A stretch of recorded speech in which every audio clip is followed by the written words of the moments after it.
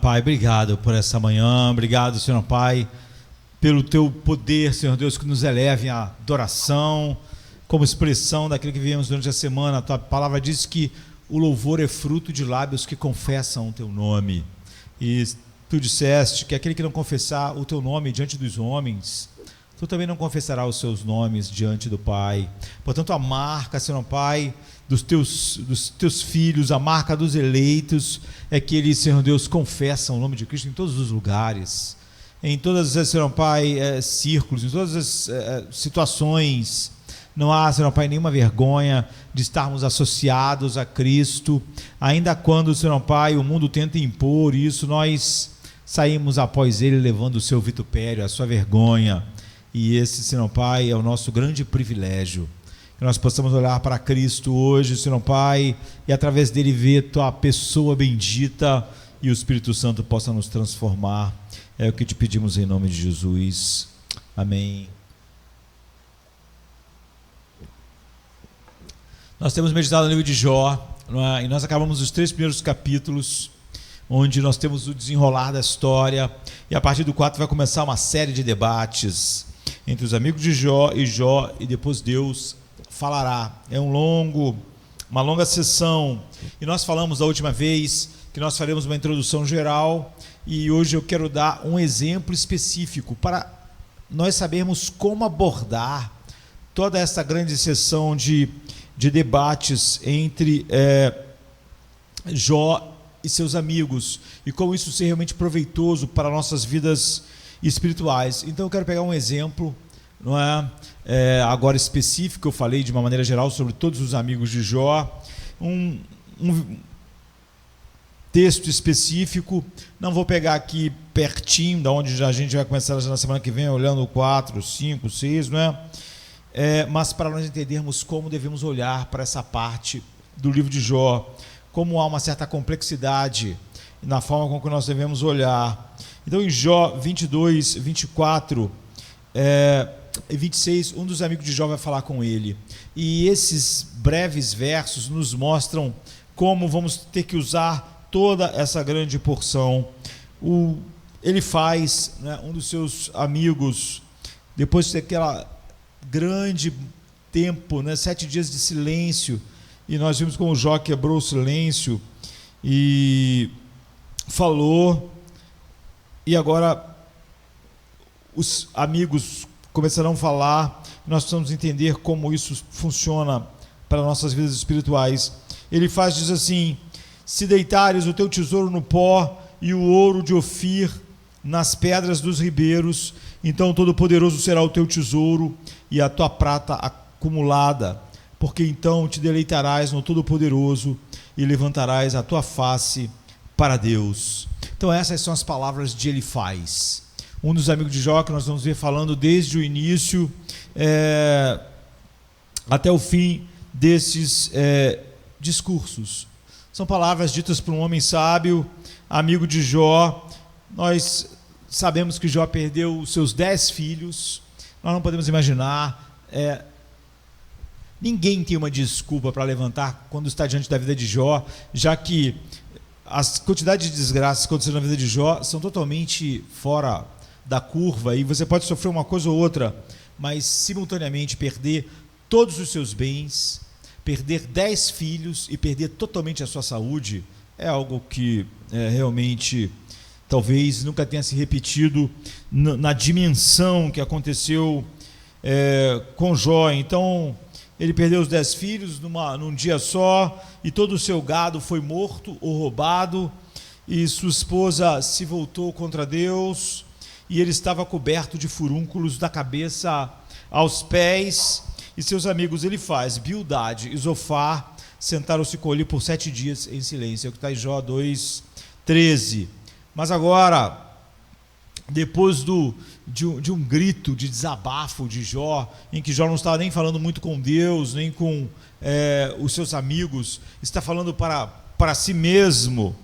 Agora eles começam a falar, e uma das coisas é essa. Eu escolhi esse texto porque ele vai nos mostrar exatamente como usar as falas do amigo de Jó e compreendermos e aplicarmos as nossas vidas. Se você colocar teu ouro no pó, e Todo-Poderoso será o teu tesouro. Então você se deleitará no Todo-Poderoso e levantará sua face para Deus.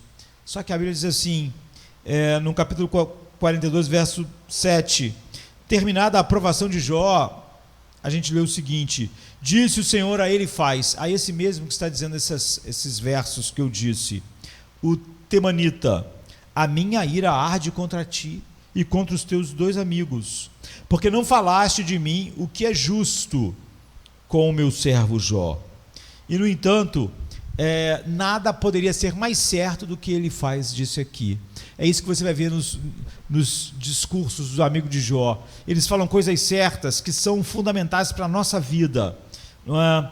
Se jogares o teu tesouro no pó e o ouro de Ofir nas pedras dos ribeiros, então o Todo-Poderoso será o teu tesouro, a tua prata acumulada, porque então te deleitarás no Todo-Poderoso e levantarás o teu rosto para Deus. Palavras ditas adequadamente.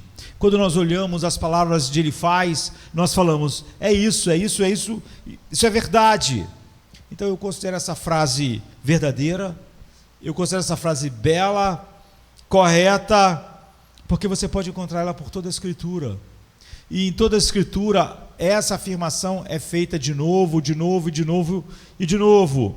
Então, comparado a Deus, o seu valor em preciosidade infinitos, todo o ouro do mundo é como pó. Ele está dizendo, se você pegar todo o teu ouro, em vez de considerar ele um tesouro, tudo que é valioso, e jogar fora, jogar no pó, não é? Então Deus será o seu tesouro. E isso é verdade. Portanto, nele você pode ter, e é o que o texto quer dizer, mais deleite do que em todo o ouro do mundo e o que o ouro pode comprar. E você pode ter mais prazer do que você poderia encontrar no Fort Knox, nos Estados Unidos, que é uma pequena cidade americana, não é? Que é a base do exército americano, no Kentucky, e essa cidade ao longo do rio Ohio, e há algumas coisas importantes lá, mas uma das coisas que estão lá é o United States Bullion Depository, que é o depósito de ouro dos Estados Unidos. Então imagine a nação mais rica do mundo, e esse lugar foi construído para ser o depósito de ouro da nação. Então, a quantidade de ouro que existe no Fort Knox é enorme. E o que o texto está dizendo para nós é que Deus, se for o nosso tesouro, não é mais alegria, mais prazer, mais deleite do que você tivesse todo o ouro do Fort Knox, numa quantidade inimaginável de valor. Mesmo assim, quando o amigo de Jó, falou essas palavras a Jó, Deus ficou irado. Ou seja, ele falou a mais pura verdade e Deus ficou irado, porque ele usou essas palavras como uma acusação contra Jó. No versículo anterior, diz assim, no versículo 23, se você voltar para o Todo-Poderoso, será edificado. Se você remover a injustiça longe da tua tenda, ou, em outra versão, se afastares a iniquidade da tua tenda, da tua casa. Então Elifaz e seus amigos, eles não podiam conceber algo, o que é muito comum na mente das pessoas hoje. Eles não podiam conceber que Jó fosse um homem íntegro diante de Deus, que amasse a Deus mais do que o ouro, porque se ele fosse um homem assim, ele nunca estaria sofrendo todas aquelas desgraças. Que era incompatível um homem que amasse Deus mais do que o tesouro e que tivesse uma vida que honrasse Deus e tivesse tantas desgraças acontecendo. Isso é comum, não é? Se um servo de Deus ou um líder está passando por 1000 problemas, 1000 aflições, 1000 perdas, saúde, família, as pessoas logo acham que aquela pessoa não é abençoada. É mais comum do que gostaríamos de admitir que há um padrão muito mundano para pensarmos em bênçãos. E os filhos de Jó, os amigos de Jó, eles não podiam conceber de que Jó era íntegro e amava a Deus e valorizava a Deus, e ainda assim, desgraça sobre desgraça caiu sobre sua cabeça, e nisso eles estavam completamente errados. E Deus está virado com eles, porque eles pegaram uma verdade preciosa e a transformaram em uma acusação cruel contra o homem que realmente o amava. Não é? O que é comum fazer, como eu disse, com servos de Deus, e quando são pessoas conhecidas, mais ainda associar tragédias, perdas a uma vida que não estava honrando Deus ou valorizando Deus. E porque eles não pensaram que tanto sofrimento e tanta bondade poderiam estar na mesma pessoa, eles pensaram, é impossível tanto amor a Deus e tanto sofrimento estar na mesma pessoa. Essas duas coisas não podem estar juntas. Então eles estavam errados. Então Deus estava irado contra eles. Então, essa é a introdução fundamental para nós entendermos todo o discurso dos amigos de Jó. Eles vão falar coisas assim maravilhosas, que são verdades, mas que fazem nós acendermos um sinal de alerta. A razão pela qual eu estou começando aqui com essas palavras de Elifaz, antes de começar com todos os discursos a partir do capítulo 4, eu quero que você saiba que é possível para mim, Josemar, não é, falar sobre a verdade de Deus de uma forma que deixa Deus irado. Há uma maneira de você falar uma verdade a respeito de Deus que deixa Deus irado. Há uma maneira de se falar ou pregar uma verdade preciosa de Deus e que ainda deixa Deus irado. Porque é o que nós vamos ver nesses discursos. Eu quero, então, com isso, aumentar a tua vigilância enquanto você escuta qualquer pregação, enquanto lê qualquer livro, enquanto fala a respeito de Deus a outras pessoas. Eu quero que você perceba que toda vez que você ouvir alguém falar as coisas verdadeiras, ortodoxas, as coisas que ela está falando pode estar misturada com uma profunda falsidade. Coisas verdadeiras podem estar juntas com meias verdades, com teologia, na verdade, que não é compatível com aquela própria realidade. Coisas verdadeiras podem ser ditas com um coração orgulhoso e sem amor. Coisas verdadeiras podem ser ditas de maneiras cruéis. Coisas verdadeiras podem ser ditas em desequilíbrio com outras verdades na Bíblia. E nenhuma verdade da Bíblia se interpõe a outra. Bíblia é perfeita. Então é possível que um pregador cristão seja como ele faz. É possível que você seja como ele faz. É possível que eu seja como ele faz. É por isso que Paulo diz para nós: antes, seguindo a verdade em amor, cresçamos em tudo naquele que é o cabeça, Cristo, do qual todo o corpo bem ajustado, ligado pelo auxílio de todas as juntas, segundo a justa operação de cada parte, faz um aumento do corpo para edificação em amor. Então, eu me alerto constantemente e quero alertar vocês, ou cada um de vocês individualmente. É possível falar a verdade de Deus, sobre a preciosidade de Deus, porque esse é o tema de Elifaz, é o maior de todos os temas. O valor infinito de Deus, a preciosidade de Deus. É possível falar de algo tão elevado, maravilhoso a respeito de Deus, falar sobre se deleitar em Deus mais do que todas as coisas, de maneira que ainda assim você deixe Deus irado contra você. Parece quase impossível. Então eu estou colocando a tua mente em alerta máximo. Estou colocando a minha mente em alerta máximo. E quando olharmos para todos os discursos nesse livro, que eu nem sei precisar em quantos sermões serão, você tem que estar sempre com a mente alerta para a sua própria vida, para que você não remova todos os filtros bíblicos do seu cérebro e se torne uma mera esponja de tudo que ouve. Um homem pode pegar coisas preciosas sobre Deus e ainda estar muito errado. E é óbvio que as pessoas hoje cada vez têm menos discernimento até para ver se alguém está pregando a verdade.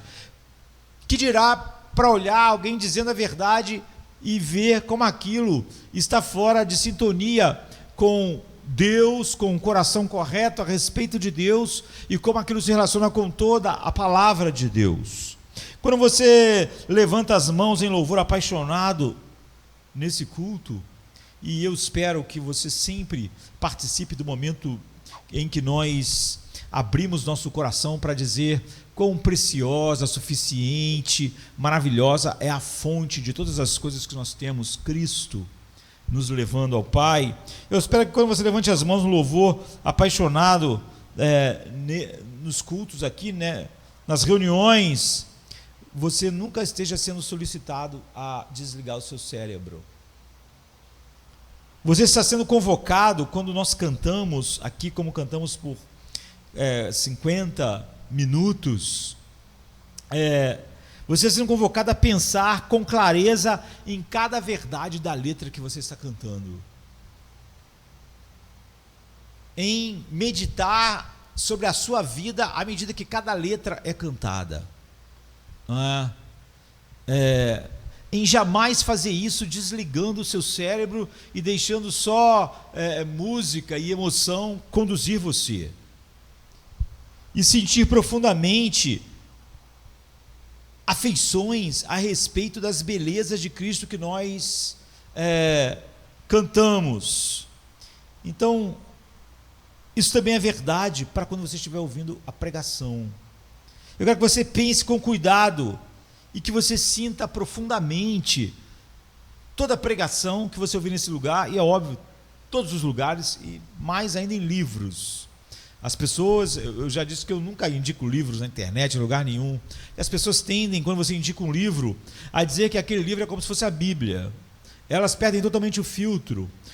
Se essa pessoa tal me indicou esse livro, eu leio o livro. Então ela desliga o cérebro, ela desliga a percepção de toda a verdade de Deus.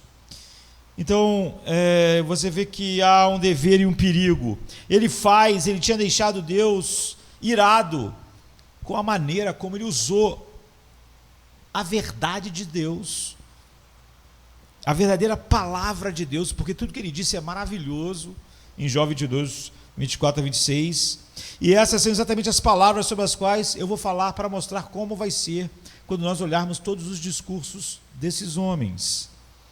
Eu vou falar na esperança não de irar Deus nessa manhã, como ele fez, não na esperança de irritar Deus com a maneira com que eu pregue a verdade, mas com o desejo de glorificá-lo e torná-lo,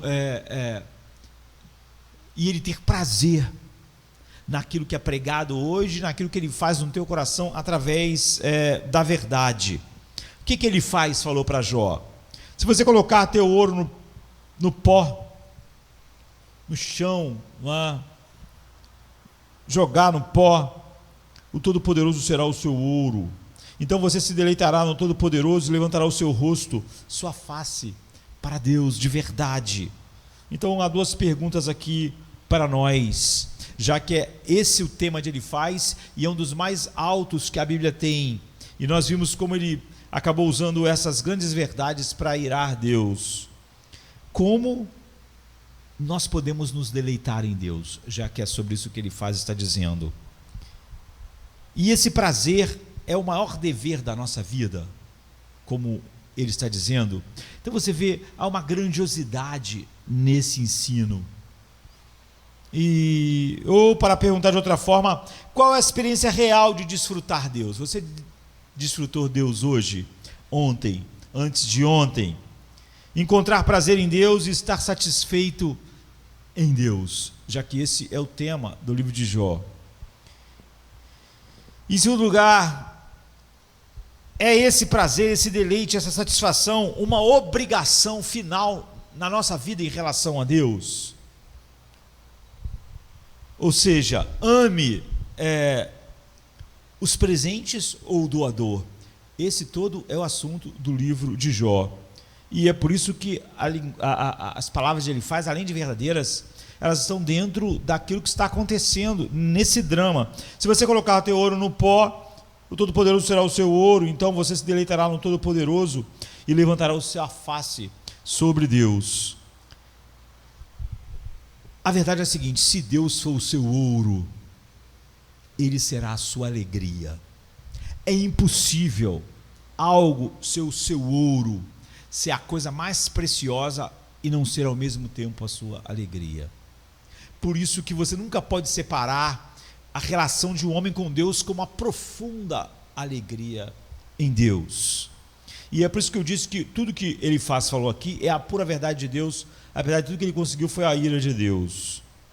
Então, se Deus é o seu ouro, Ele será a sua alegria. Jesus diz assim em Mateus 6:21: onde estiver o seu ouro, o seu tesouro, aí estará o seu coração. O que Jesus está dizendo é o seguinte: se Deus for o seu tesouro, Ele vai ser o seu prazer. Se Deus for o seu tesouro, Ele vai ser o seu deleite. Se Deus for o seu tesouro, Ele vai ser a sua alegria, porque onde está o seu tesouro, está os afetos do seu coração. Seu tesouro não é, na verdade, o que você diz que é o seu tesouro. O seu tesouro é onde os seus afetos estão, onde o seu deleite está, onde sua alegria está, onde sua paz está. Esse é o seu tesouro. Onde ele estiver, o teu coração vai estar lá, a tua alegria vai estar lá. Não estamos falando aqui sobre o desfrute dos dons de Deus, você vê, mas do próprio Deus. Essa foi a grande questão entre Satanás e Deus no livro de Jó. Essa foi a grande acusação. Essa verdade de ele faz, ela é maravilhosa, porque ela está no cerne do livro de Jó. Jó amava a Deus apenas pelos seus dons, ou Jó amava a Deus por causa do valor de Deus? O coração de Jó, no coração de Jó, Deus era o tesouro, ou as coisas eram um tesouro e ele gostava de Deus porque dava coisas para ele? Essa é a discussão de Satanás com Deus. Ouça o argumento de Satanás contra Jó, em Jó 1, 9 e 11, que nós já estudamos. Satanás respondeu ao Senhor e disse: Jó teme a ti sem motivo? Ele tem temor de ti, te serve sem nenhum motivo, ou seja, sem nenhum interesse? Não puseste uma cerca em volta dele, da sua casa e de tudo que ele tem, de todos os lados? Tu não abençoaste o trabalho das suas mãos, e suas posses aumentaram na terra? Mas estenda a tua mão e toque em tudo que ele tem, e ele te amaldiçoará na tua face.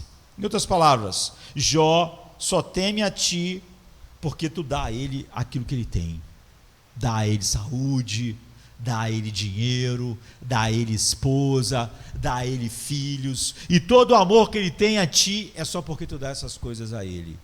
Porque o tesouro de Jó são essas coisas, não és tu. Você vê que o assunto de Satanás com Deus é exatamente sobre aquilo que ele falou. E Satanás estava errado. E esse era o problema onde ele faz.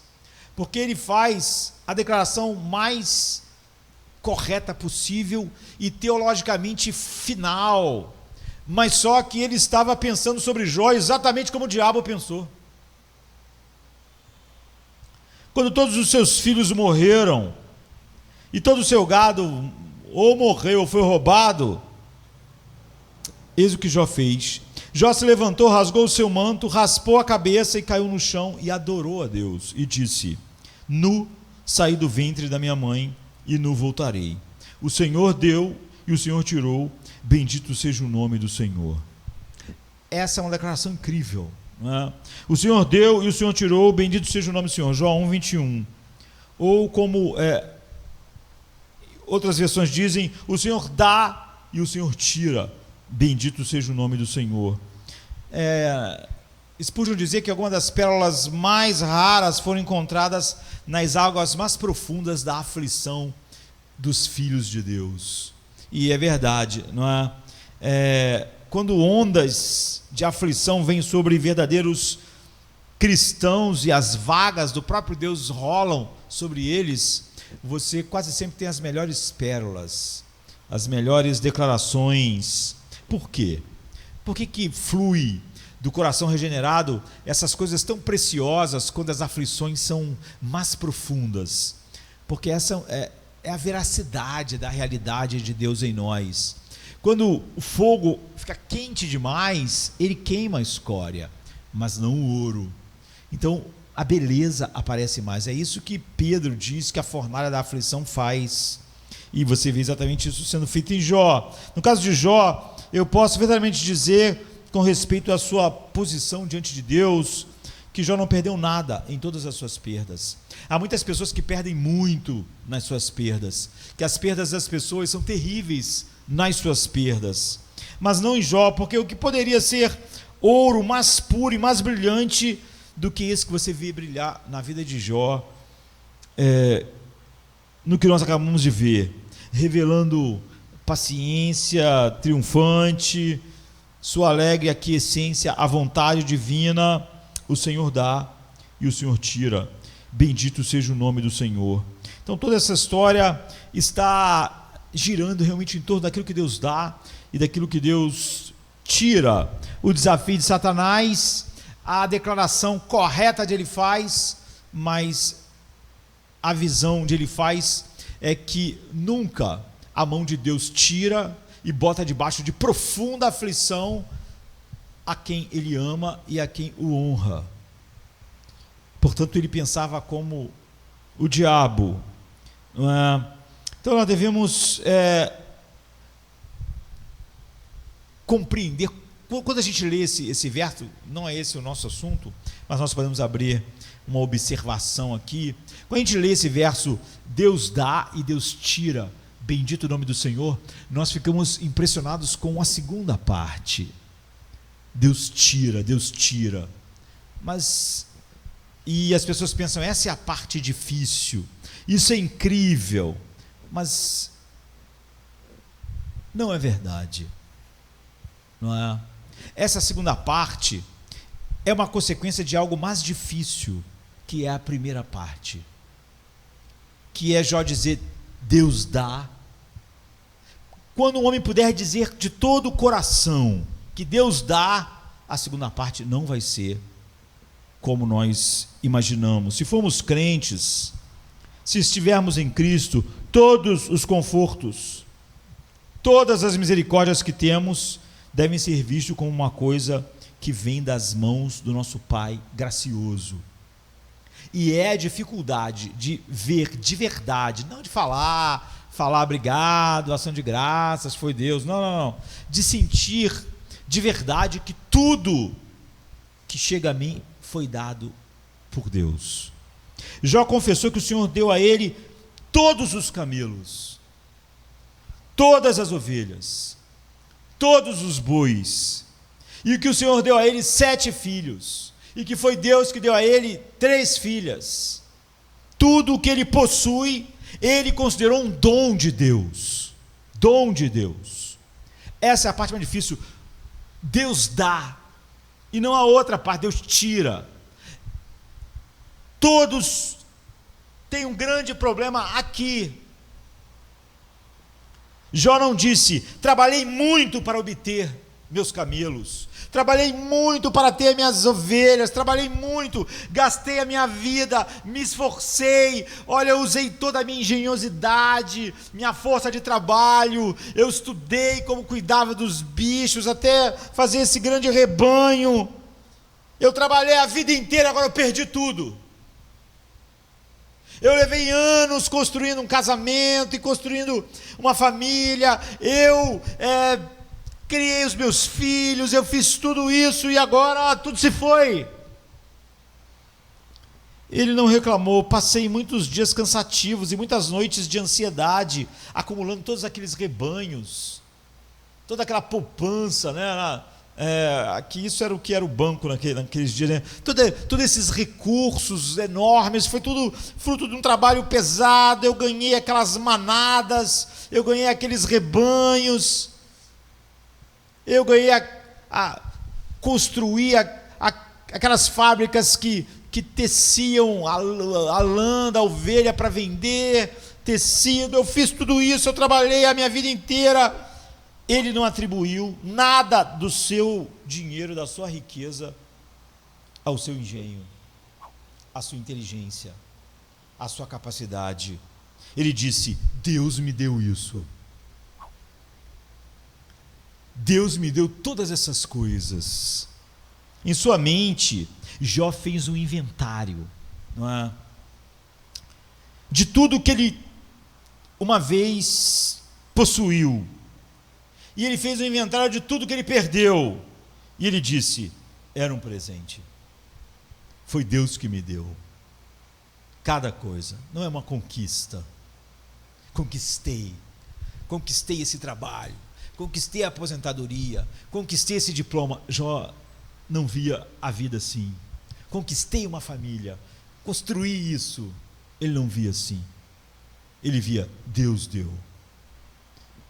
Agora, quaisquer que sejam as posses que você tenha no momento, qualquer que seja o número daquilo que é o seu conforto, a sua porção, marido, esposa, pais, filhos, parentes, amigos, Jó disse: Deus deu tudo isso a mim.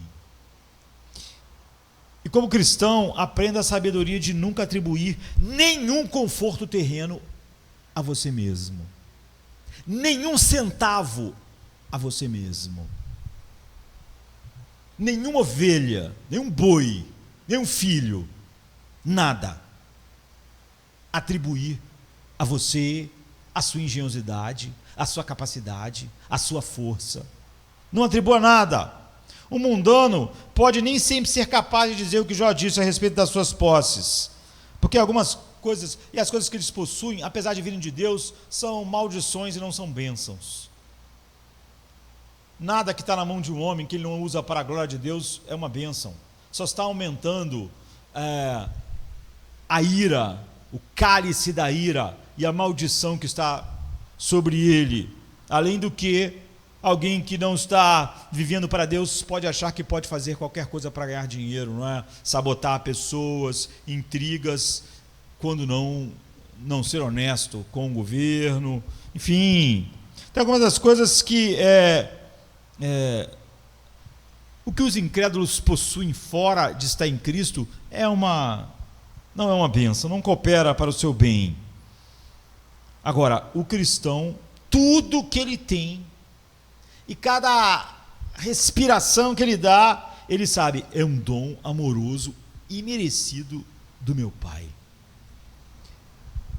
Irmãos, está associado ao fato de que todas as nossas posses são dons de Deus. A lembrança de que todos eles não só são dons de Deus, mas que todos os dons de Deus são imerecidos. Não mereço a casa que tenho, não mereço a água que eu bebi hoje, não mereço o ar que eu estou respirando, não mereço o meu emprego, não mereço o meu salário, não mereço os meus filhos, não mereço a minha esposa, nada disso chega a mim como dívida. Eles são dons no sentido mais amplo da palavra, os dons da graça de Deus. Eles não são dados porque nós merecemos, porque nunca merecemos a mínima coisa boa de Deus. Tudo o que nós merecemos de Deus é a sua ira infinita. Nós nascemos como filhos da ira. Nós não merecemos nenhuma das suas misericórdias. Nós podemos dizer que todo o rio da graça, do favor de Deus que flui continuamente em nossa vida, enquanto nós caminhamos ao longo da nossa peregrinação no mundo, que nenhuma gota desse rio chega a nós por dívida, porque Deus tem que nos dar, porque é justo. Nada do que nós temos é justo, é uma dívida que Deus tem para conosco. Tudo que nós temos, além do que seria a nossa porção no abismo do inferno, é um dom da misericórdia de Deus para conosco. É da misericórdia do Senhor, e porque sua compaixão não falha, é a única causa de nós não sermos consumidos. Você foi consumido hoje? Não foi? Você está respirando? Teu coração está batendo? A única razão é a misericórdia de Deus. O profeta diz: as tuas misericórdias são a causa de não sermos consumidos, mas nada. A única coisa que impede de eu ser consumido pela sua ira é a tua misericórdia. Todo crente pode verdadeiramente dizer com Jó: o Senhor me deu, e nunca vê nada em sua mão como algo que você conquistou, conseguiu com seu esforço, seu trabalho. Por isso que eu falei que essa é a primeira parte, é mais difícil. Se você realmente visse que cada coisa Deus te deu e você não merece ela, você não teria dificuldade quando Ele tirasse. A dificuldade é porque eu acho que eu ganhei. É porque eu acho que eu mereci. É porque eu acho, se eu fosse Jó, que eu tinha trabalhado por cada camelo, por cada ovelha. Eu tinha trabalhado para ter aqueles filhos, tinha educado eles, eu tinha feito isso, era meu. E como agora Deus de repente tira tudo de mim? Você vê que a grande dificuldade é você ver tudo como um dom da graça de Deus. Quando de verdade, não fazer um culto de ação de graças, dizer, graças a Deus, porque meu emprego, porque a aposentadoria, blá blá blá. Quando de verdade, tudo eu sei, Deus deu, Ele pode tirar minha voz, pode tirar meu ministério, eu posso ficar na cama e nunca mais pregar, se eu receber o ministério da pregação como um dom, então eu não terei dificuldade se Deus o tirar. É por isso que Paulo podia ficar preso anos sem pregar, assim. Mas se eu achasse que isso é um direito meu, que eu fiz por onde, que essa é uma conquista, então quando eu perco, eu sinto que estou sendo roubado, eu sinto que não estou sendo tratado da maneira justa. E eu devo acrescentar com relação a esses presentes que foram dados a nós, com maravilhosa bondade de Deus, e alguns aqui eu acho terão que dizer que eles foram providos muitas vezes antes de nós sentirmos a necessidade, Deus proveu, e muitas vezes Deus deixou nós sentirmos a necessidade para então prover, porque nós sabemos como a fome faz as coisas mais gostosas, a comida, a necessidade, e Deus faz isso conosco, e enquanto a misericórdia de Deus vem a nós muito docemente, haverá uma doçura sem igual quando a gente nem sabe que não somos dignos, estamos em aflição e aquilo chega na proporção adequada. Então não importa se nós temos muito ou pouco, se cada um de nós puder dizer, Deus me deu esse salário, então aquilo vai ser motivo de alegria, por causa de quem deu. E se for muito, será motivo de alegria por causa de quem deu, porque eu sei que aquilo é um dom imerecido da graça de Deus. Eu vou saber lidar quando Deus tirar. Nós sempre não sabemos lidar com o tirar de Deus, porque nós estávamos lidando errado com o dar de Deus. Nós não estávamos vendo a mão de Deus completamente no que nós temos. Nós víamos muito da nossa mão, muito das nossas mentes, muito das nossas capacidades. Então nós começamos a achar que todas aquelas coisas que são dons eram direitos. Marido, mulher, filhos, saúde. Se nós todo dia acordarmos de manhã com a percepção, a minha saúde é um dom imerecido de Deus, Deus deu ela, e eu não merecia, porque eu merecia o abismo eterno, e no entanto Ele está me dando mais um dia de saúde. Quando a saúde for, não vamos sentir que estamos sendo roubados. Nós vamos pensar, quão misericordiosa foi a graça que durante tantos anos me deu, e porque Ele deu assim, sem eu merecer, quando Ele tira, eu sei lidar com isso. Então você vê que a de grande dificuldade que as pessoas têm com o Deus deu e Deus tirou, não é com tirou, é com deu, porque elas veem a mão dela, a conquista delas naquelas coisas, e o direito delas, mas Deus só multiplica os favores. Agora, isso também deve fazer nós profundamente alegres com cada coisa na nossa vida, não é? Você deve valorizar com o coração cheio de ação de graça, não grandes coisas, mas o copo d'água, o ar que você respira, o trabalho, porque foi dado por Deus. E muito do valor de uma coisa está em quem nos deu. Às vezes você tem um objeto na sua casa que não tem muito valor, não tem valor para as pessoas, mas quem me deu isso aqui foi o meu pai, que já faleceu. Isso aqui tem um valor inestimável para mim, por causa do valor da pessoa que deu isso para mim. Para outra pessoa, aquilo ali não tem valor, mas para mim, que sei quem me deu e com que coração deu, aquilo ali para mim é um tesouro. Isso quer dizer que na vida do crente, cada coisa tem um valor, não pela coisa em si, como se meu pai tivesse escrito uma mera carta, me dado uma caneta, não importa, não é? O valor está naquela pessoa. Isso faz a gente ter tudo em nossas vidas, trazendo uma grande alegria e um gozo, porque nós sabemos da mão de quem veio aquelas coisas. E como você valoriza aquilo que foi dado por uma mãe, por um pai, por uma esposa, por um filho que realmente te ama, não pelo valor monetário daquilo. Da mesma maneira, olhe para o pão na mesa de um crente. Você sabe da história do puritano que foi condenado a ficar só com pão e água durante anos, e ele dizia: pão, água e Jesus Cristo. Não é maravilhoso? Porque se aquela água, aquele pão, Deus deu, então a pessoa que deu tem um valor tão imenso, que o fato dela terminar aquilo com amor faz aquilo ter um valor imenso. O meu coração se deleitar nele. Quando eu estou olhando lá uma coisa sem valor que minha mãe me deu, aquilo tem um valor por causa da minha mãe, não pelo valor daquilo em si, da coisa. Então, não devemos então começar a calcular se o que temos é igual, maior, menor, muito menor do que o que o outro tem. Nós só pensamos em quem me deu. Quem me deu torna tudo precioso. O ar que eu respiro é precioso. O copo d'água eu vou tomar para a glória dele porque é precioso. Não é comum. Porque vem de Deus. Então, nunca entre em qualquer empreendimento que você não possa dizer que o que você tem, Deus que deu. Não é?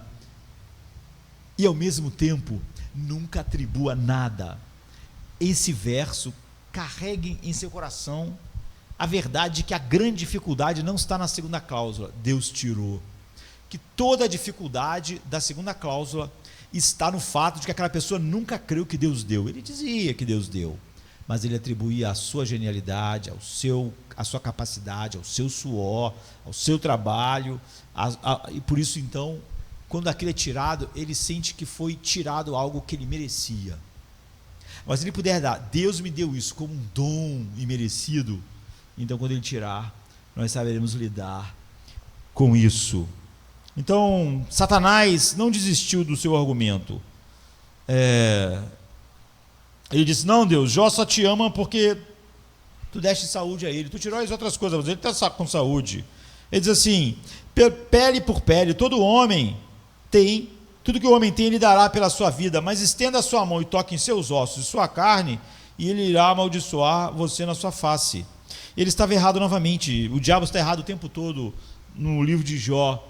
E os amigos de Jó, exatamente quando falam coisas preciosas e verdadeiras, estão errados, porque na teologia deles está muito do que a mente de Satanás é capaz de pensar. Então, o ouro de Deus, ou Deus, é o próprio Deus e não seus dons, o tesouro supremo de Jó. Primeiro nós vimos como se torna algo infinitamente fácil quando o coração realmente recebeu tudo das mãos de Deus. Quando Deus tira, ele não se sente roubado, não se sente injustiçado, ele não tem um porquê no sentido de que está errado, não era para acontecer assim, porque ele viveu a vida inteira exatamente espantado, pensando: não era para ser assim, porque Deus, em vez de me consumir, as suas misericórdias estão se renovando a cada manhã. Isso é que era estranho. Então, melhor que a vida e tudo que esta vida tem para oferecer, Jó se junta a alguém que diz algo tão grande quanto, não é? Abacuque diz: porque ainda que a figueira não floresça, não haja fruto na vide, ainda que decepcione o produto da oliveira e os campos não produzam comida, ainda que as ovelhas da malhada sejam roubadas, arrebatadas, como aconteceu com Jó, e nos currais não haja mais gado nenhum, como aconteceu com Jó, todavia eu me alegrarei no Senhor e exultarei no Deus da minha salvação. Ele não diz só que ele vai se resignar, você vê, eu vou exultar no Deus da minha salvação. O Senhor Deus é a minha força, e fará os meus pés como das servas, de servos, e me fará andar sobre as minhas alturas. Isso é um hino, porque está escrito assim no final: para o cantor mor sobre os instrumentos de corda. Então, quando não há comida, eu vou me alegrar em Deus. Não é a comida, é Deus. A resposta de Jó a tudo isso não foram perfeitas. O que nós vamos ver nos próximos capítulos é que a resposta de Jó não foi perfeita em cada situação, mas ele nunca fez o que o diabo disse. Ele teve de ser repreendido, ele vai ser repreendido por Deus, e ele terá que crescer e ser confrontado por Deus. Mas não há nenhuma dúvida de que Satanás desejou destruir algo que Deus exaltou: o amor de Jó por ele. A saber que Deus deve ser valorizado e desfrutado acima de tudo aquilo que Deus dá e Deus pode tirar. Se você colocar o teu ouro em pó, é o que ele faz, diz, e o Todo-Poderoso será o seu tesouro, então você se deleitará no Todo-Poderoso e levantará seu rosto para Deus. Portanto, a primeira pergunta é: como é ter prazer em Deus? Qual é a experiência de desfrutar Deus, encontrar prazer em Deus e estar satisfeito em Deus? Já que todo o assunto do livro de Jó é esse, ele tocou no assunto certo e despertou a ira de Deus. A primeira e mais profunda coisa a dizer é que o gozo em Deus é o gozo em uma pessoa, não apenas o prazer em uma coisa. Ou o que é mais sutil, não é um prazer em padrões. Ou o que ainda é mais sutil, não é o prazer em determinadas doutrinas. Há pessoas que têm uma grande paixão para discutir, mas não têm nenhum prazer em Deus. A vida dela não é caracterizada por ir à palavra de Deus para desfrutar Deus. Ela vive em debates sem fim, infrutíferos. E nesse debate, em vez de mostrar o deleite em Deus, a pessoa mostra amargura, raiva, ódio. Eu me pergunto se você já ponderou que por toda a eternidade passada sempre houve uma realidade, porque nada não pode criar nada. Essa não é uma afirmação teológica, é uma afirmação científica, não é uma afirmação racional. O nada não faz nada. Você pode deixar o nada sempre lá e vai continuar tudo sendo nada, porque o nada não é ponto final, não é? Se tudo o que existisse fosse o nada, sempre existiria apenas o nada. Esse é o significado de nada. A ideia de que o nada fez alguma coisa é uma afirmação irracional, estúpida, anticientífica. O nada não faz nada, porque esse é o significado do nada. A ideia de que alguma coisa vem do nada é uma ideia, é óbvio, estúpida, irracional, não científica e teologicamente errada. Desde toda a eternidade existe alguma realidade que é suficiente por si só, o que é de nos tirar o fôlego, algo que está absolutamente lá, sem nunca ter começado. Não é? É aquilo que Aristóteles chamou de um motor imóvel. Não é? Aristóteles percebeu que tudo está em movimento num ciclo da natureza e é formada pelo eterno nascimento, crescimento e morte. Da mesma forma que as folhas de uma árvore nascem, crescem e caem mortas, dando suporte para a vida na floresta, todos os seres estão submetidos a esse movimento eterno. Contudo, o que se move é também movido por algo. Tudo que se move é movido por alguma coisa está movendo aquilo, pois esse é o princípio do movimento. Então, desde o crescimento das plantas, das árvores, o movimento dos animais, enfim, das galáxias, todo o movimento da natureza tem um princípio único, um primeiro movimento que movimenta todas as coisas, e ele mesmo não está sujeito ao movimento. Pelo contrário, Aristóteles diz, ele também iria aparecer se alguma coisa estivesse movendo ele. Para Aristóteles, por causa disso, ele afirmou que esse motor imóvel, que move todas as coisas, mas não é movido por nada, não é? Ou seja, ele mesmo não está submetido às leis do movimento, ele é eterno, ele tem que ser, né, racionalmente, porque ele é um filósofo, ele só está filosofando, né? Tem que ser eterno, imutável e imaterial. Abre aspas para Aristóteles. Com efeito, o princípio, o primeiro dos seres, é imóvel, tanto em si mesmo quanto acidentalmente, mas produz o movimento primeiro, eterno e único. E posto que todo movido é necessariamente movido por algo, o primeiro motor é necessariamente imóvel em si, e o movimento eterno tem de ser produzido por algo eterno, e o movimento único por algo uno. Então, você já considerou, quando você pensa nessa realidade primeira, que não há nenhum conjunto de circunstâncias, nenhuma condição, nenhuma influência que pudesse tornar essa realidade o que ela é, não é? Do ponto de vista da probabilidade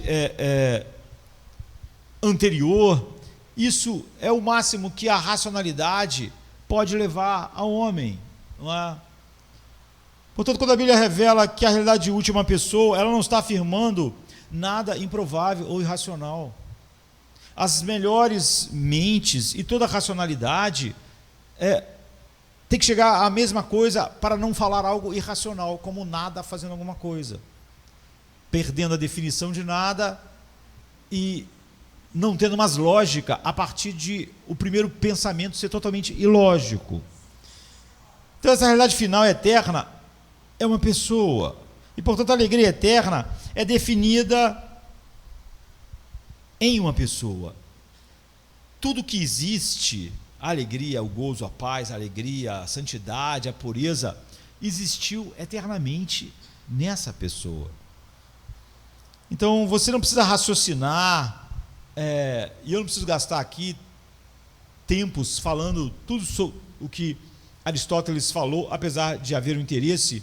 É óbvio que, pela filosofia, ele não chegaria à revelação perfeita de Deus, ele só chega aos princípios racionais, né, da base disso.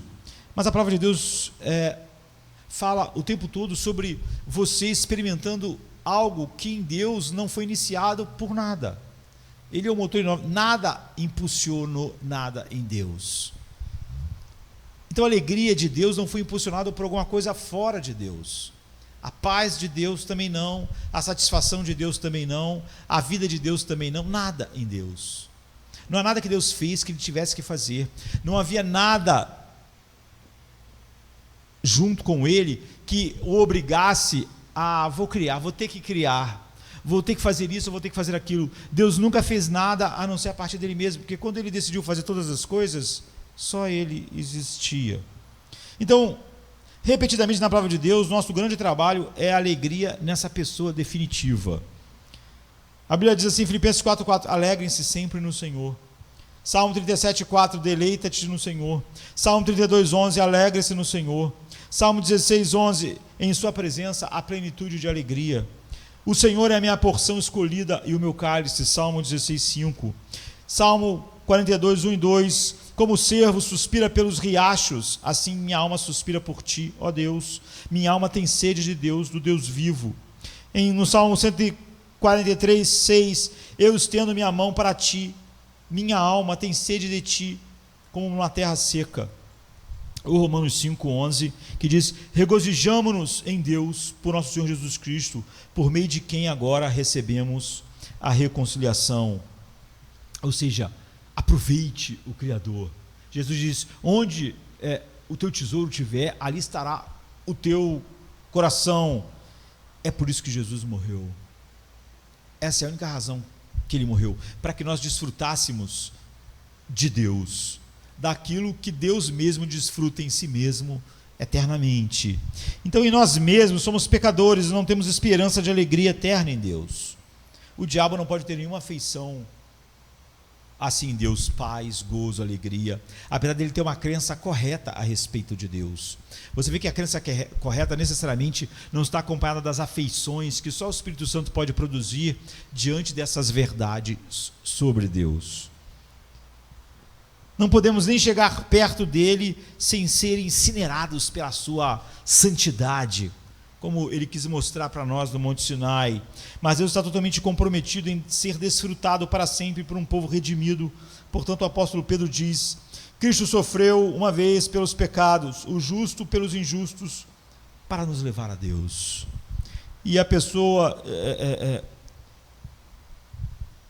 que é levada assim, Jesus orou assim: esta é a vida eterna, que te conheçam, Pai, o único Deus verdadeiro, e a teu Filho, Jesus Cristo, a quem enviastes.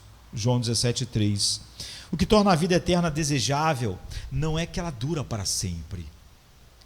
Todos os seres humanos vão durar para sempre, mas mesmo os maiores prazeres que você imaginar, para sempre é um inferno.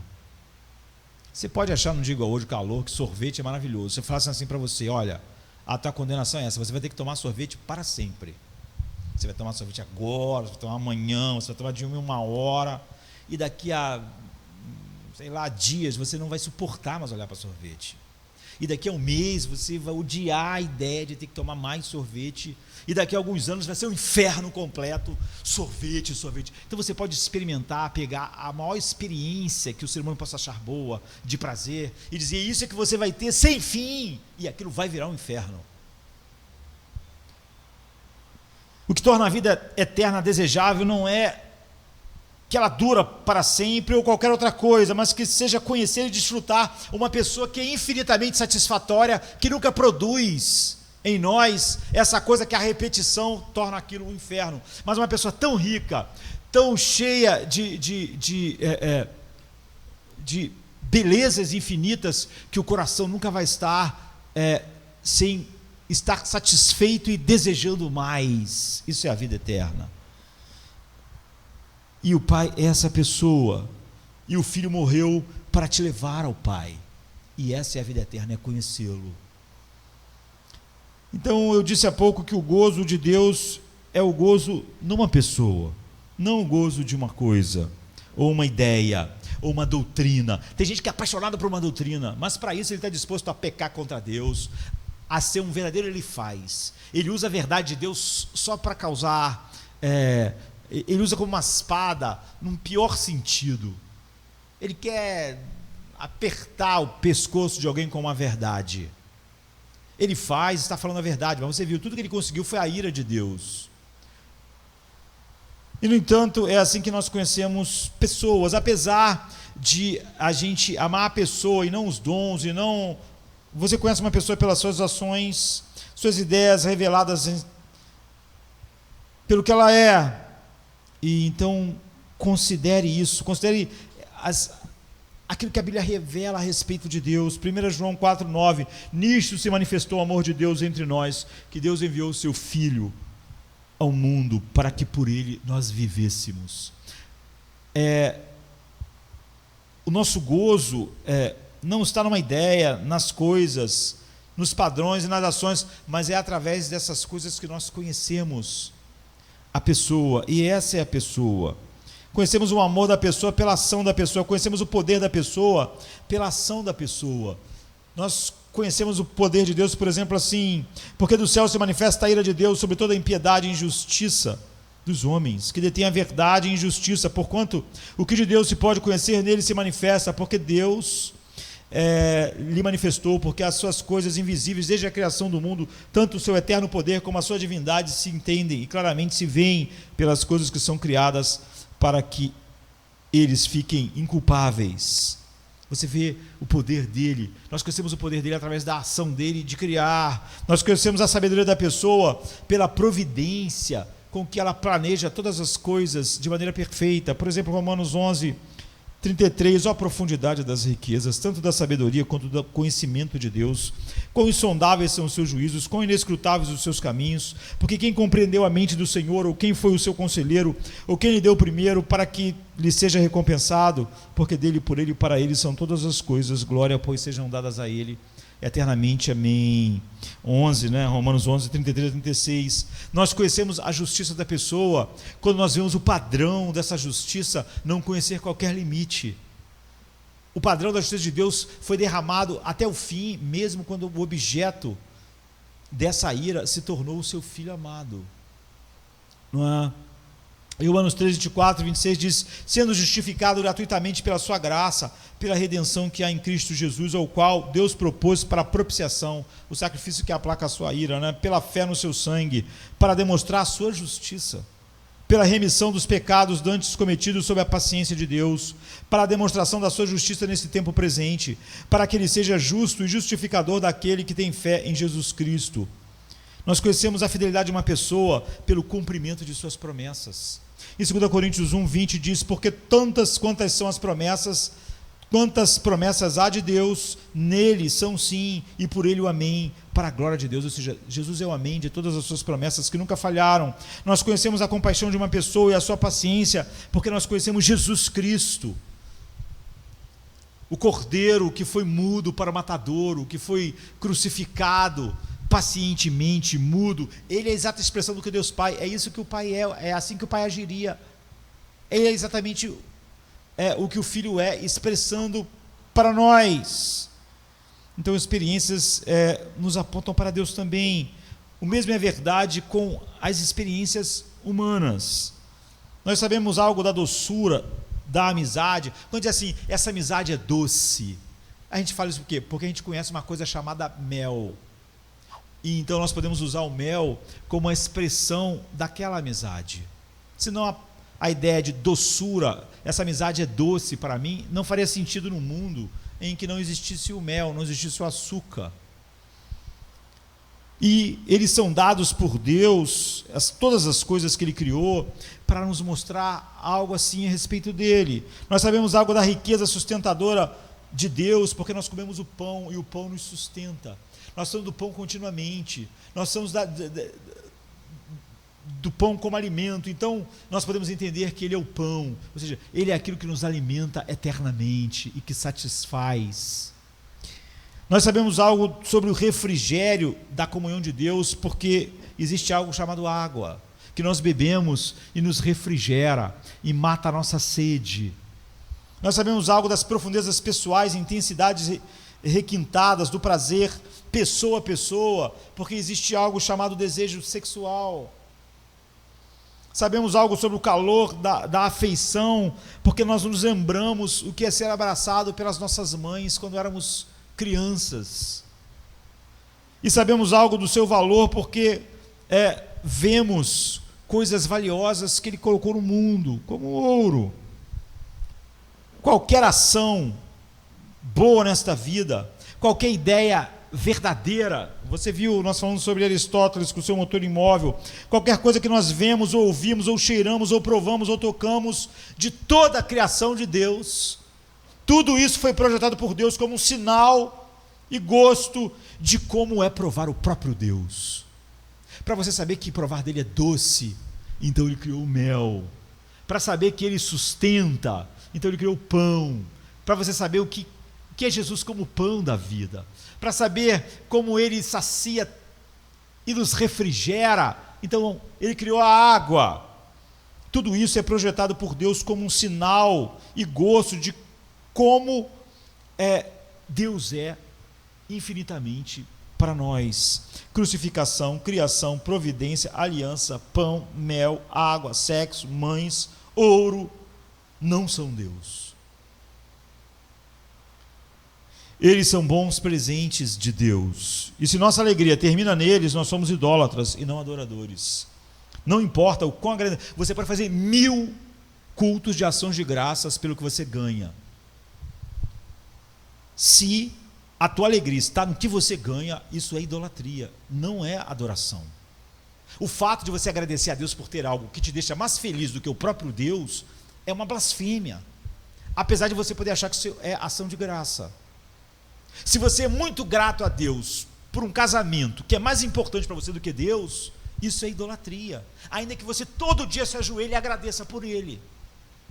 E você não fale outra coisa a não ser se sentir grato pelo seu casamento. Mas se você é grato pelo seu casamento, porque ele te faz feliz, te completa, e não Deus, então isso é idolatria. Não importa quantas ações de graças você acha que possa ser adoração, porque não é.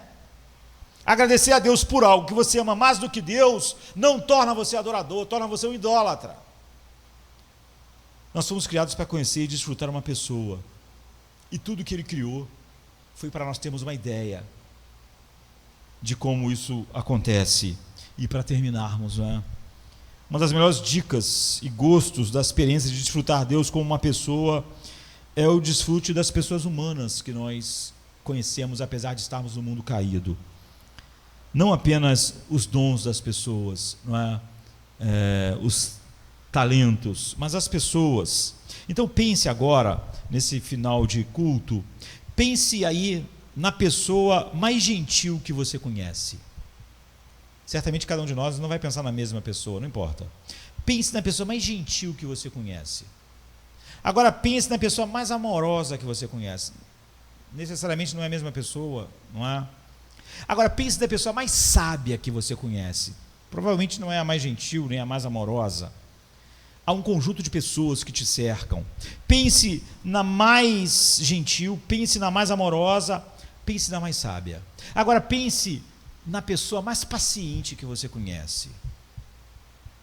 Agora pense na pessoa mais inteligente que você conhece.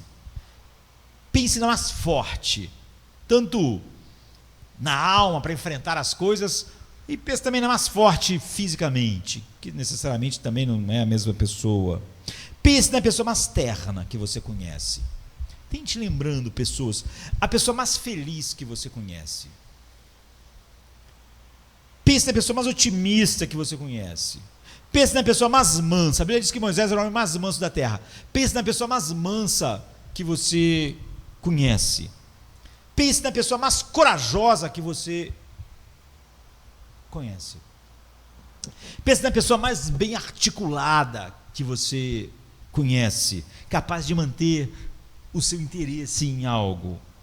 Pense na pessoa com o melhor senso de humor que você conhece. Pense na pessoa mais generosa que você conhece. Pense em como é desfrutar cada uma dessas coisas nessas pessoas. A sabedoria de um, a mansidão de outro, a generosidade de outro, a inteligência de outro, a sabedoria do outro, a mansidão do outro, o ser pacífico de outro. Pense como é bom desfrutar quão amoroso alguém é, a pessoa mais carinhosa que você conhece. Pensa o que é desfrutar cada uma dessas coisas. Pense como é bom. Pense em como é desfrutar dessas pessoas, não simplesmente delas, mas quando a personalidade dela está no melhor, ou seja, quando a pessoa mais inteligente que você conhece está no momento em que essa inteligência está se mostrando cada mais profundamente, ou a pessoa mais mansa que você conhece, quando ela está manifestando num determinado momento de dor e sofrimento a maior mansidão no meio da provação. Em seguida, pegue todas essas qualidades que estão espalhadas imperfeitamente em várias pessoas que você conhece diferente. Agora combine todas essas boas características em uma pessoa só. Imagine se uma pessoa só tivesse todas essas características.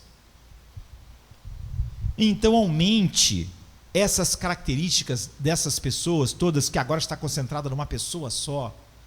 Beleza, amor, generosidade, mansidão, inteligência, capacidade, poder, tudo numa pessoa só. Mas agora, pegue tudo isso numa pessoa só e expanda, não é, a qualidade disso, a beleza infinita.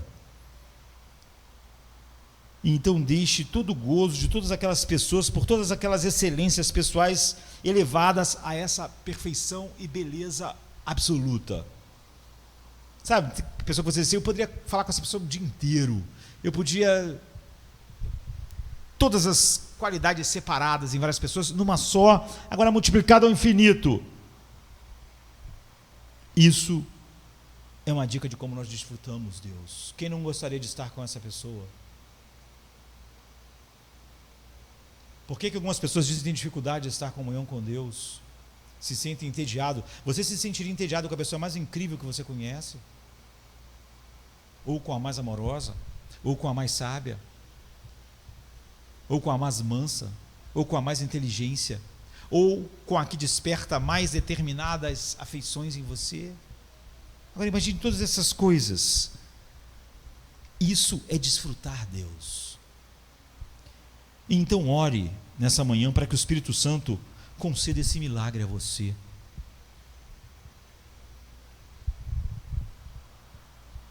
Essa é a proposta, a resposta a essa primeira pergunta. Como é ter prazer em Deus? Como é desfrutar Deus? É isso. Então o deleite é nosso maior prazer, porque você vê, lá estão todas as qualidades que nós amamos imperfeitamente em várias pessoas. Todas elas estão centradas numa pessoa só e de uma maneira perfeita, como não está em mais ninguém. Você consegue se deleitar em seres humanos, aquele é manso, aquele é sábio, aquele é bom, aquele é assim, aquele é assado, mas você está diante dele. Agora a segunda coisa, este deleite é seu dever? Este prazer é a sua obrigação final? A resposta é sim, e é assim que nós vamos terminar. Eu vou te dar 3 razões pela palavra de Deus. E nós vemos como que o que Elifaz falou era a mais profunda verdade. E como a verdade de Deus pode ser aplicada quando tua teologia tem defeitos na sua completude de maneira errada. O único problema é que eles não conseguiam ver alguém que se deleitasse em Deus assim, que tivesse Deus como seu tesouro e ainda sofresse todas aquelas desgraças. Isso fez eles errarem profundamente. Então eu vou te dar 3 razões na palavra de Deus, e eu vou apresentar essas 3 razões. A minha oração é que você experimente não como um fardo pesado, porque se você experimenta as coisas de Deus como um fardo, você não é a pessoa que viu Deus de verdade. Você não é a pessoa que a Bíblia diz que o Espírito abre nossos olhos para vermos a glória de Deus na face de Cristo, porque ver a glória dele é ver todas essas perfeições numa pessoa só, em Cristo. A mansidão absoluta, a sabedoria absoluta, o amor absoluto, a pessoa interessante absoluta, a pessoa cativante absoluta, a pessoa pacífica absoluta, a pessoa alegre absoluta. É simplesmente impossível não se deleitar nela. Agora, em segundo lugar, é óbvio que isso é um dever. Então, a minha oração é que você experimente isso não como um fardo, porque se nós experimentarmos qualquer coisa sobre Deus como um fardo, é óbvio que essas verdades não são verdades sobre nós, e Deus não é um tesouro para nós, e o nosso coração então não está nele, porque onde está o nosso tesouro, ali estará o nosso coração. Jesus disse: vinde a mim, todos os que estáis cansados e sobrecarregados, e eu vos aliviarei. Tomai sobre vós o meu jugo e aprendei de mim, que sou manso e humilde de coração, e vocês vão encontrar descanso para as vossas almas, porque o meu jugo é suave, o meu fardo é leve. Ele nos leva ao Pai. Se tudo aquilo que faz a vida tua de desfrute do Pai em Cristo é um peso, é óbvio que o fardo não é leve para você. Você não viu essas qualidades e belezas infinitas em Deus. O que poderia ser mais libertador, emocionante, surpreendente do que o que Deus fez ao fazer o universo e vir até você como um pecador sem esperança, como nós vimos, como o Jó podia dizer: Deus me deu, porque ele via tudo vindo das mãos misericordiosas de Deus, e apontar para a morte do seu filho, onde estão, onde os meus pecados são pagos. Então dizer a você: sua obrigação é desfrutar da pessoa mais agradável, mais sábia, mais alegre, mais mansa, mais bela. Na verdade é a pessoa de onde tudo que você vê no mundo de belo, e mesmo as qualidades imperfeitas que você vê nas pessoas que têm as melhores qualidades separadas, é a fonte perfeita delas. Então dizer a você: sua primeira e maior obrigação é desfrutar ele, não é agradável, não é suave, não é leve.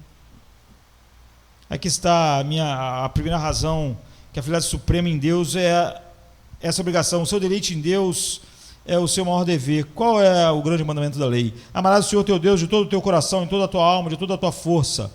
Esse é o grande mandamento. O primeiro grande mandamento é que nós amemos Deus.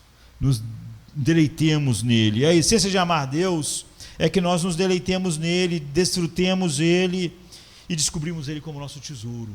Porque onde estiver nosso tesouro, nosso coração vai estar. Nós estaremos amando. Só se algo é nosso tesouro. Então, ele faz disso. Se você colocar o teu ouro no pó em relação a Deus, você joga o ouro todo na sarjeta. O Todo-Poderoso será o seu ouro. Então você se deleitará no Todo-Poderoso e vai levantar a sua face para Deus. Amar a Deus não é primeiro trabalhar para Deus ou fazer algo para Ele. Jesus disse: se me amais, guardareis os meus mandamentos. Ele não disse que me amar é guardar os mandamentos, mas guardar os mandamentos é o fruto do amor. O amor é a raiz. O amar a Deus nunca é o fazer, é o se deleitar. E é no deleite que eu faço. Jesus obedeceu o Pai porque se deleita no Pai. Não é a obediência que é o deleite. A obediência de vir e morrer na cruz é o fruto do seu amor. Não é a raiz. Ele disse: se você me ama, guardará os meus mandamentos. O amor está em primeiro lugar. Segue-se por causa disso, porque o amor é a raiz, não é o fruto. O que você faz é o fruto. E é por isso que ele diz: amarás o Senhor. Em primeiro lugar, ele bota de todo o teu coração, porque o coração não é o órgão do fazer, não é? O coração é o órgão da preferência, é o órgão daquilo que eu me deleito, daquilo que eu realmente gosto. Portanto, o grande primeiro mandamento é: deleita-te no Senhor, desfrute dessa pessoa, valorize ele acima de todos os tesouros, vendo que todos os tesouros só tem uma pequena qualidade que aponta dela perfeitamente nele. Valorize o Todo-Poderoso como seu tesouro, seu ouro.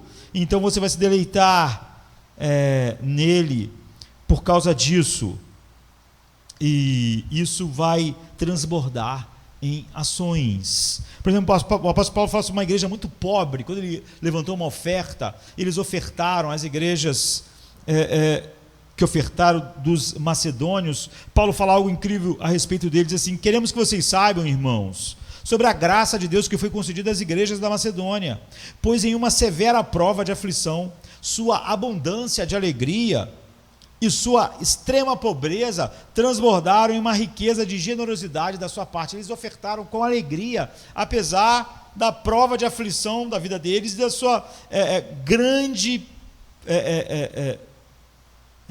tribulação. Eles estavam cheios de alegria, com uma alegria tão grande que isso transbordou em generosidade.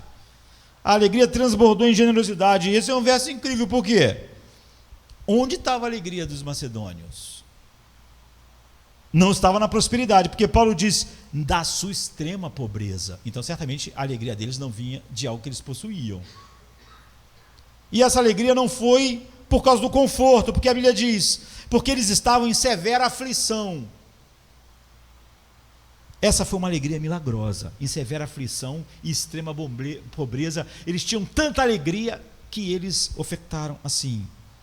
É uma alegria forjada pelo Espírito de Deus, através do Evangelho, que transbordou em meio à aflição e à pobreza para a generosidade. Esse é o amor que exalta Cristo. Portanto, a alegria em Deus é a primeira obrigação, e ela transborda de várias maneiras, mas todo o resto é fruto, não é raiz. E por fim, faça tudo para a glória de Deus. A glória de Deus, a grandeza de Deus, a manifestação do valor de Deus. Eu quero falar sobre isso hoje à noite. Mas a glória de Deus, Deus deixou claro que nós existimos para magnificar a sua beleza, de tal maneira que ele disse: quer comais, quer bebais, ou fazer qualquer outra coisa, faça para a glória de Deus. Primeira coisa é você faz isso quando você recebe isso como algo que Deus deu. Como Jó disse: Deus me deu as minhas 3 filhas, Deus me deu os meus 7 filhos, Deus me deu os camelos, Deus me deu, não foi o que eu ganhei, foi o que ele deu. Só por isso ele podia ter paz no Deus tirou. Ele via como um dom de Deus, e na verdade é um dom imerecido. Se tivéssemos tempo, eu levaria você para Filipenses 1:20 e mostraria a maneira como Paulo magnificou a glória de Deus, dizendo: quer pela minha vida, quer pela minha morte, Ou seja, a minha vida vai mostrar para todo mundo que Jesus é mais importante que a vida, e a minha morte vai mostrar a todo mundo que quando tudo for tirado de mim pela morte, eu estarei numa situação ainda melhor. Mas em vez disso, esse ponto eu quero encerrar, dizendo que nós temos o dever de amar a Deus, mas isso não é um dever que, se eu ver como um dever, realmente completa a alegria no meu coração, transbordando da alegria de Deus. Imagine que no aniversário de casamento meu com Cláudia, eu compro um presente caríssimo, um buquê de rosas caríssimo, e enfim, e chego para Cláudia e dê tudo aquilo e digo feliz aniversário, e ela diga, as flores são lindas, esse jantar que tu pensou é maravilhoso, mas é tão caro, por que você vai gastar? Por que não vamos gastar tudo isso? Eu podia responder, porque eu li no livro sobre casamento que isso é o dever do marido. Um bom marido faz isso, compra flor, leva para jantar, faz essas coisas assim. Então eu estou fazendo. Como ela se sentiria? Honrada? Amada? É óbvio que não. O que há de errado em cumprir o dever é que é só um dever.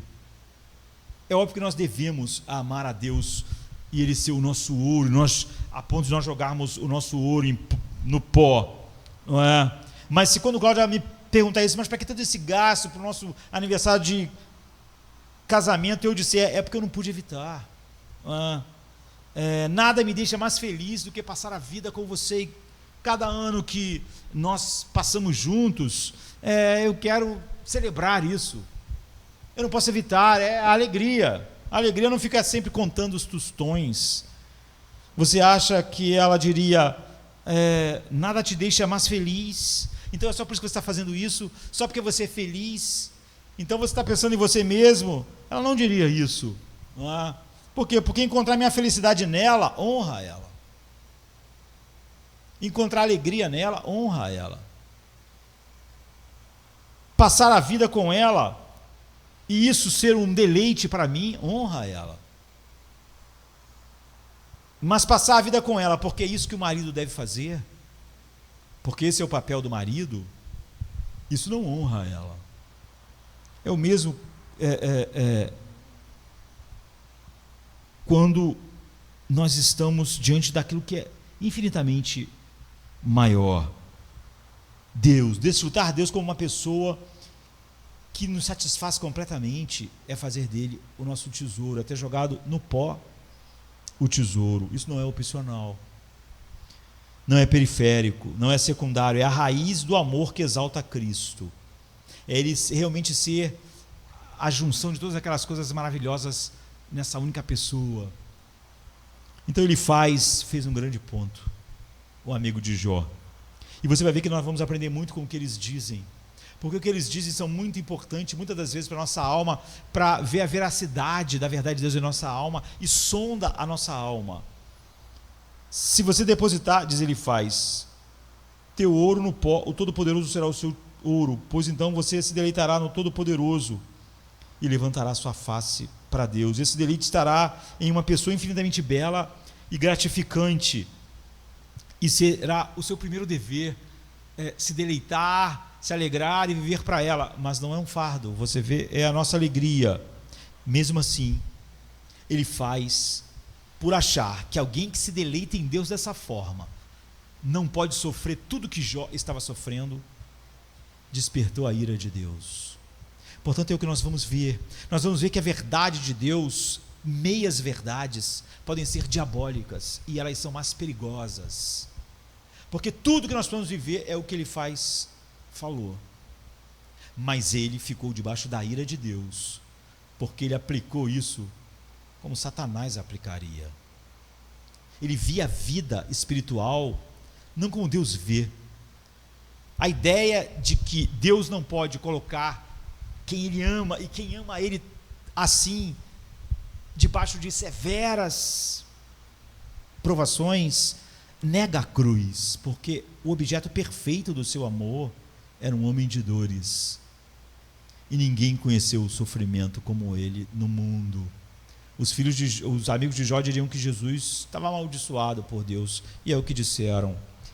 No entanto, o amor do Pai nunca resplandeceu tão grandemente com a satisfação do seu filho, andando por este mundo como homem de dores, se esvaziando, sendo homem até a morte, e morte de cruz. Então cuidado, nunca deixe o seu cérebro fora quando você estiver ouvindo. Mesmo alguém que diga verdades profundas como ele faz, ainda pode fazer isso de uma maneira que só desperte a ira de Deus. Cuidado para que você não faça isso, para que eu não faça isso. No entanto, vamos olhar para tudo que os amigos de Jó dizem, e ele tem muito a ensinar a nós sobre um verdadeiro relacionamento com Deus, e nós vamos aprender profundamente nesses discursos. Vamos ficar de pé, vamos orar. Venha, se cansado estás, e eu descanso darei.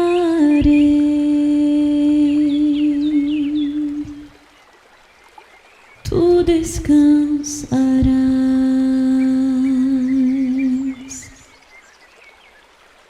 Venha a mim, se não tens paz, e eu darei paz sem fim.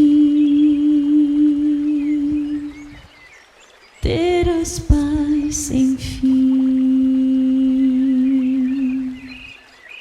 O meu jugo é leve, o meu fardo graça dá. Tome tua cruz, te darei a paz.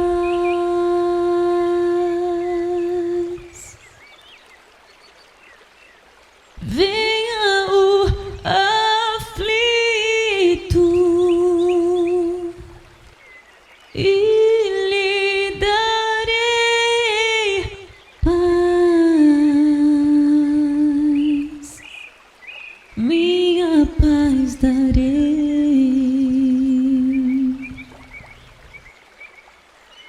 Venha a mim na dor sem fim, e eu darei paz, darei minha